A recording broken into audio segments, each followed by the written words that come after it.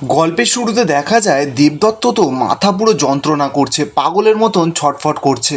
রূপমতি তো এবার ছুটে যায় দেবদত্তের কাছে, গিয়ে বলছে, গগনরাজ আপনার কি হয়েছে, আপনি এরকম কেন করছেন?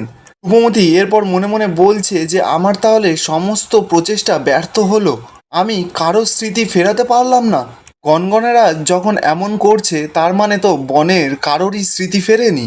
রূপমতি তো এবার খুব কান্নাকাটি করছে।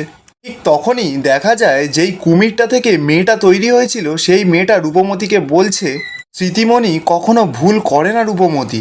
যদি স্মৃতিমণির প্রভাবে গনগনেরাজের স্মৃতি না ফেরে তাহলে এটাই মনে করতে হবে যে সে ওই স্মৃতি কোনোদিনও মনে রাখতে চায়নি। রূপমতি তো কথাটা শুনেই অবাক, বলছে মনে রাখতে চায়নি? রূপমতি তো এবার কাঁদতে কাঁদতে ছুটে চলে যাচ্ছিল। ঠিক তখনই দেবদত্ত পেছন থেকে রূপমতির হাতটা টেনে ধরে। দেবদত্ত রূপমতিকে বলছে, একজন চোরের কাছে সব থেকে মূল্যবান জিনিস ফেলে পালাচ্ছ রাজকন্যা? তোমার মনে আছে যেদিন প্রথমবার আমায় দেখেছিলে সেদিন তুমি আমাকে চোর ভেবেছিলে, আর সেই চোরের কাছে নিজের সব থেকে মূল্যবান জিনিস ফেলে পালাচ্ছ? সেই চোর কিন্তু তোমার মনটা চুরি করে নিয়েছে, কিন্তু তুমি আটকাতে পারলে না। রূপমতি তো কথাগুলো শুনেই খুব খুশি হয়, বলছে তোমার সমস্ত কিছু মনে পড়েছে? তোমার তাহলে শেষমেশ সমস্ত কিছু মনে পড়েছে গনগনেরাজ? দেবদত্ত তো এবার রূপমতিকে কাছে টেনে নেয়। রূপমতিকে বলছে, গনগনেরাজ নয়, গনগনেরাজ আমি বাকি সবার জন্য, আমি শুধুমাত্র তোমার ব্যাতকুমার। এরপর রূপমতি দেবদত্তকে জড়িয়ে ধরে। রূপমতি কাঁদছে আর বলছে, আমি ভাবতেই পারিনি কখনো তুমি আমাকে আর চিনতে পারবে, আবার যে তোমার সমস্ত পুরানো কথা মনে পড়ে যাবে আমি কোনোদিনও ভাবতে পারিনি। নিজের চোখের সামনে ভালোবাসার মানুষকে দেখতে পাচ্ছি, অথচ সে আমাকে চিনতে পারছে না। এ যে কতটা কষ্ট ব্যাতকুমার, আমি তোমাকে কি করে বলে বোঝাবো? দেবদত্ত তখন বলছে যে আমি জানি আমি অনেক তোমাকে কষ্ট দিয়েছি, আমাকে ক্ষমা করো তুমি রাজকন্যা। অপরদিকে দেখা যায় জটিলা তো অন্য রাজ্যের উদ্দেশ্যে বেরিয়ে পড়েছে। জটিলা লতা আর বিষাণকেতুকে বলছে, আমরা ওই ফিসফিস জঙ্গল ছেড়ে বেরিয়ে এলাম, এবার আমি 7 রাজ্যে যাত্রা সম্পন্ন করে এখানে ফিরে এসে আগেই রূপমতিকে চরম মৃত্যু দেব আমি। অপরদিকে দেখা যায় দেবদত্ত রূপমতিকে কথা দেয় যে ও আর কোনোদিনও রূপমতির চোখে জল আসতে দেবে না। রূপমতি তখন দেবদত্তকে বলছে, ক্ষমার কথা আসছে কেন ব্যাতকুমার, আমি জানি তুমি যা যা করেছো ওই জটিলার বশে পড়েই করেছো। দেবদত্ত এরপর রূপমতির কাছে একটা আবদার করে, বলছে তুমি আমাকে একবার বলবে, এখন বলবে যে তুমি আমাকে ভালোবাসো? আমি যতটা তোমায় ভালোবাসি ঠিক ততটাই তুমি আমাকে ভালোবাসো? রূপমতি তখন দেবদত্তের মুখে হাত দিয়ে বলছে, না না, এসব আমি কি করছি, আর এসব তুমি কি বলছো, আর এসব কথা আমি তোমায় কখন বললাম?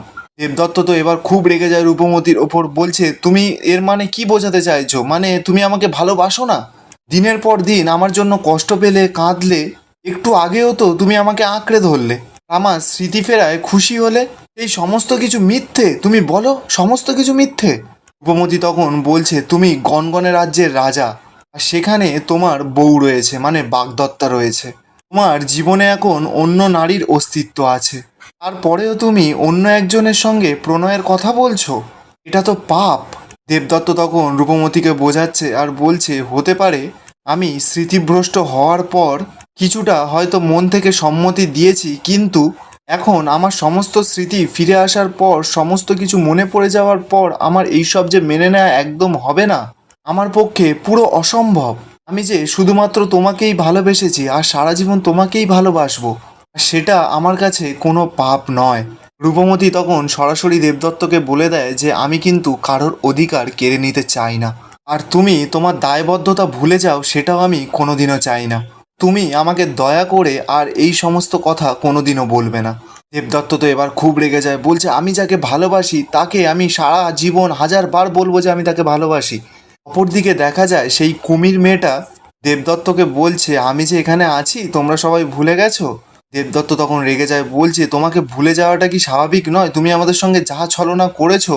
মেয়েটা তখন বলছে, প্রেমের পরীক্ষা যত কঠিন হয় সেটা ততটাই সুন্দর হয়, এখন সেটা আশা করি তুমি বুঝেছো গনগনেরাজ।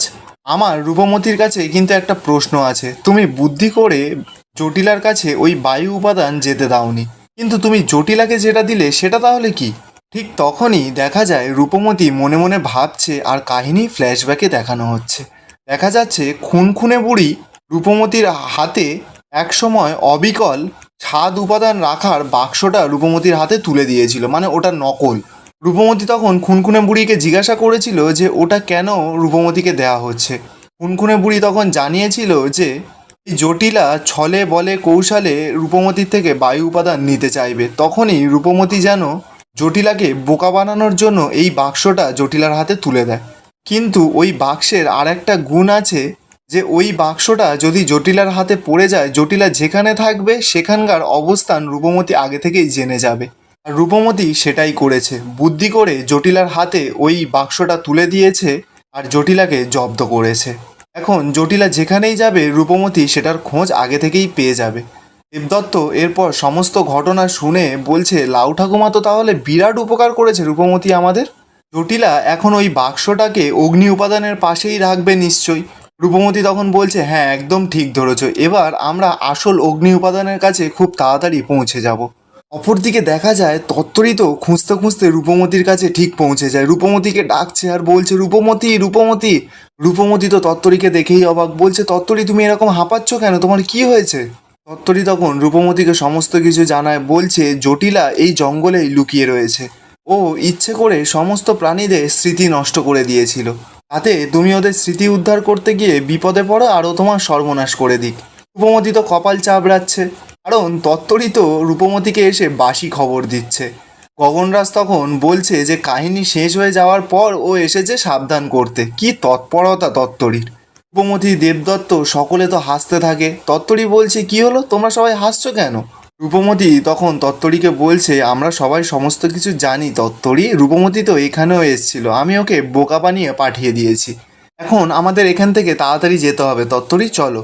তখনই সেই কুমির মেয়েটা রূপমতিকে বলছে, তুমি একটু দাঁড়াও, তোমার একটা জিনিস আমার কাছ থেকে প্রাপ্য আছে। কুমির মেয়েটা এবার রূপমতির হাতে একটা জলের পাত্র দিচ্ছিল। দেবদত্ত তো আর কুমির মেয়েটাকে কিছুতেই বিশ্বাস করতে পারছে না। কুমির মেয়েটাকে বলছে, তুমি এই জলের পাত্রটা কেন দিচ্ছ রূপমতিকে? এই জলের জন্যই একসময় রাজকন্যা উন্মাদ হতে বসেছিল। মেয়েটা তখন দেবদত্তকে বলছে, যে জিনিস সবসময় প্রাণঘাতী হয় সেই জিনিস কখনো কখনো প্রাণ বাঁচাতেও কাজে লাগে। এটা তুমি রাখো রাজকন্যা, তোমার একসময় কাজে লাগবে। রূপমতি এরপর সেই জলটা মেয়েটার হাত থেকে নিয়ে নেয়। এটা এরপর রূপমতিদের জানায়, এবার তোমরা তোমাদের সমস্ত অস্ত্র ফিরে পাবে। এরপর মেয়েটা রূপমতিদের হাতে সমস্ত অস্ত্র ফিরিয়ে দেয়। এখানেই আজকের এপিসোডটা শেষ হয়ে যায়।